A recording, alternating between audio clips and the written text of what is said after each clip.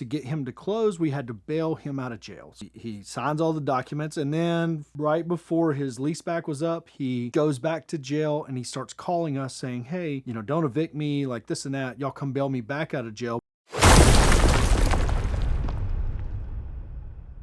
Let me know in the comments section if you've ever been affected like this. Hopefully you haven't, but let's find out. So this is a brand new scam. Little backstory.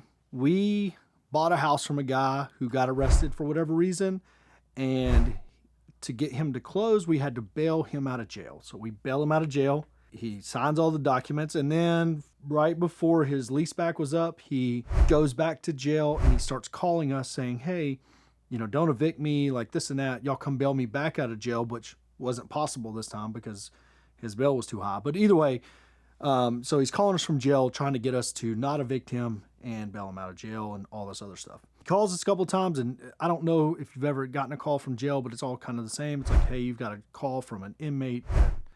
At this case, it was a Tarrant County jail, so it's at the Tarrant County jail, and then there's a name stated, and then boom, you get the call connected. So this happened, and we talked to him a couple times, and we told him there really wasn't nothing we could do. We'd put his stuff in storage, whatever, and he continued to call us from jail, and eventually the calls from jail would changed. It was a little different. So it would say, you know, you got a call from an inmate at Tarrant County jail. You need to put in your credit card information to be able to talk to this individual. So at that point, we're like, well, obviously we're not going to do that. We could put some money on his books or whatever, but we're not going to put in our credit card information over the phone or give our credit card information or whatever it was. And it just kind of went on. Well, eventually we were in a meeting, and I told Spoonie, I was like, hey, we need to talk to that guy. So next time he calls, just put in your credit card information and throw it in there, and let's talk to him and see if we can't get something else worked out. So Spoonie puts in his credit card information, or gives him his credit card information, and it's like, credit card didn't go through, sorry, click, hangs up the call. So a few hours later, call comes through again, same thing all over again. Put in a different credit card because we thought that maybe it was something with the card in. Boom, no, credit card didn't go through. So now Spoonie's putting in two cards. Well, after that, we're just like, we don't know how to work the system, so we're not going to deal with it. A few days later, Spoonie starts getting charges on those two credit cards. And it was like random shit. It was like Outback in Fort Worth. So we're not talking about high-tech criminals here. We're talking about somebody that would steal a credit card information and then go eat at Outback in Fort Worth. I don't know how they did it. I don't know if they're listening to the phone conversation. I don't know if it's the guards at the jail that listen in on the conversations.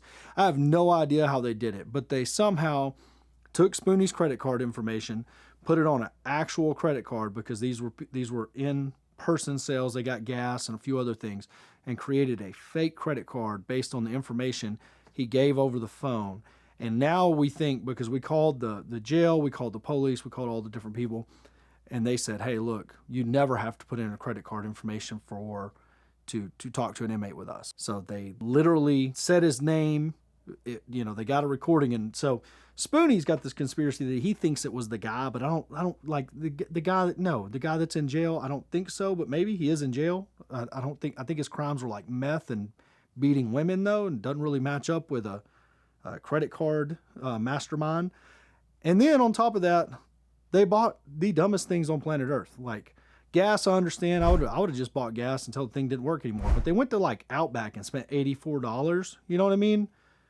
Why? Like, why not go buy an oven? Something you can resell. Go to Home Depot, buy a bunch of tools that you can take back. Like, they were just literally eating out and buying fuel for a day, and then Spoonie canceled the cards, and then they were done. So if that's happened to you, drop it in the comments. If you got a theory about what it was, drop it in the comments. If you think we're just dumb and this guy that we bought the house from is currently a criminal mastermind, drop that in the comments. We don't know.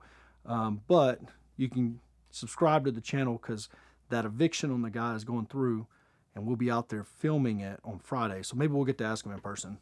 Roughneck Real Estate, subscribe, like, all the things, y'all. We got to go. Thanks for watching that YouTube video. If you liked it, go ahead and like and subscribe, and check us out on TikTok as well, Roughneck Real Estate.